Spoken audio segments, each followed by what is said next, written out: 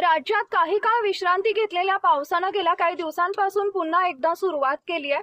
कोकणातील काही जिल्ह्यांमध्ये तर मुसळधार पावसानं हजेरी लावली आहे। मंगळवार दिनांक 24 जून पहाटेपासून पुणे, रायगड या जिल्ह्यांमध्ये जोरदार पावसानं हजेरी लावली आहे। गेल्या 2 दिवसांमध्ये पुणे शहर परिसरात रिमझिम पाऊस सुरू होता, पण मंगळवारी पहाटेच्या सुमारास जोरदार पाऊस कोसळला। तर मध्यरात्री आणि पहाटे झालेल्या मुसळधार पावसानं रायगड जिल्ह्याला चांगले झोडपून काढले।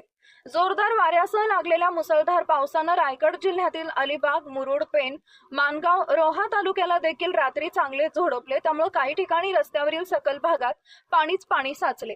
तर येत्या काही तासात राज्याच्या कोणकोणत्या भागांमध्ये पावसाची शक्यता आहे याची आपण सविस्तर माहिती या व्हिडिओच्या माध्यमातून पाहणार आहोत। तत्पूर्वी तुम्हाला एक विनंती, तुम्ही व्हिडिओ तर पाहताय पण चॅनलला सबस्क्राइब करत नाही, त्यामुळे चॅनलला सबस्क्राइब करून व्हिडिओला एक लाईक नक्की करा।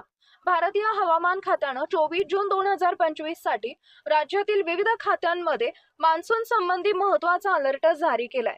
कोकण, पश्चिम महाराष्ट्र, मराठवाडा आणि विदर्भ या प्रमुख भागांमध्ये हवामानात विविध प्रकारचे बदल होण्याची शक्यता आहे। हवामान विभागानं पुढील 5 दिवस कोकण, विदर्भात मुसळधार पावसाचा अंदाज व्यक्त केलाय।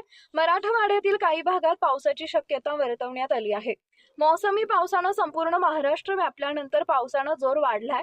कोकण किनारपट्टीसह मुंबई, रायगड आणि रत्नागिरी जिल्ह्यामध्ये हवामान विभागानं हलक्या ते मध्यम स्वरूपाच्या पावसाची शक्यता वर्तवली आहे। पुढील 5 दिवस कोकणासह विदर्भात मुसळधार पावसाचा अंदाज हवामान विभागानं व्यक्त केला। त्यानुसार कोकणातील रत्नागिरी, रायगड आणि सिंधुदुर्ग परिसरात अतिमुसळधार पावसाचा इशारा देण्यात आलाय।